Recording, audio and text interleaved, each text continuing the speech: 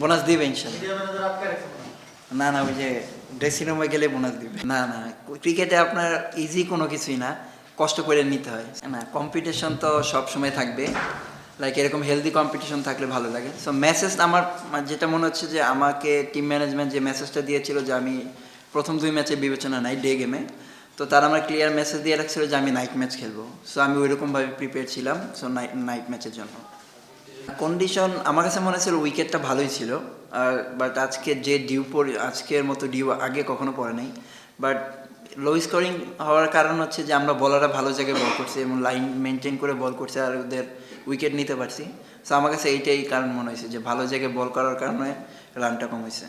না না, ক্রিকেটে আপনার ইজি কোনো কিছুই না, কষ্ট করে নিতে হয়। সো আমি আমার প্রসেস মেনটেন করছি। সো এক দিন আপনি হয়তো অনেক ভালো বোলিং করে উইকেট পাবেন না, বাট একদিন দেখা গেছে আপনি বাজে বোলিংয়ে উইকেট পাচ্ছেন। সো আমার প্ল্যান ছিল যে হার্ড লেন্থে বল করা, যেটা আমার স্ট্রেংথ, আমি আমার স্ট্রেংথেই বল করছি। সো ওইখান থেকে আমি সাকসেস।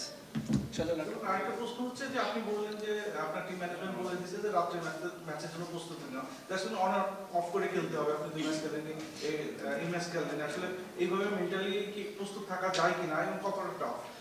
না, এরপরে কী হবে এটা আমি আসলে জানি না, বাট ফার্স্টে এটার মেসেজ ছিল লাইক অ্যাজ এ প্লেয়ার হিসেবে আপনি যে কোনো সময় জন্য রেডি থাকতে হবে। লাইক কম্বিনেশনের কারণে অনেক সময় অনেক কিছু ডিসিশন হতে পারে, সেটা ফরে যায় বা বিপক্ষে যায়।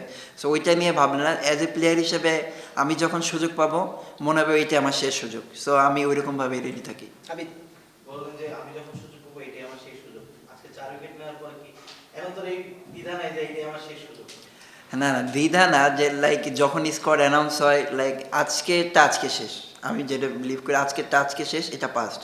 সো নেক্সট ম্যাচ যখন আবার নামবো তখন আবার নতুন করে শুরু করার চেষ্টা করব।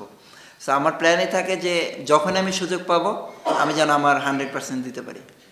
ওই এশিয়া কাপ রাইজিং স্টারসের ওই কনফিডেন্সটা কতখানি নিজের মধ্যে ক্যারি করেছিলেন, 2 ম্যাচ বসে থাকার পরও আজকে ডেলিভার করতে পারলেন? কনফিডেন্স তো থাকে, লাইক একটা টুর্নামেন্টে হাইস্ট উইকেট টেকার ছিলাম আমি।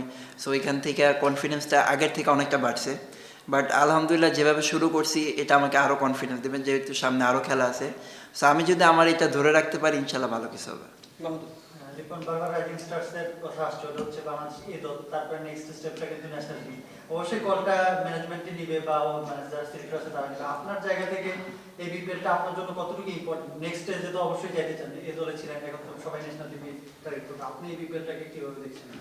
না, অবশ্যই এই বিপিএল আমার জন্য অনেক বড় একটা মঞ্চ। যদি আমি ইনশাল্লাহ ভালো মতো পারফর্ম করতে পারি তাহলে অবশ্যই ইনশাল্লাহ সুযোগ আসবে, আর আমি ওই সুযোগের জন্যই অপেক্ষায় আছি। যদি ইনশাল্লাহ আসে আমি এটাকে গ্র্যাব করবো। Thank you. Thank you. রাতে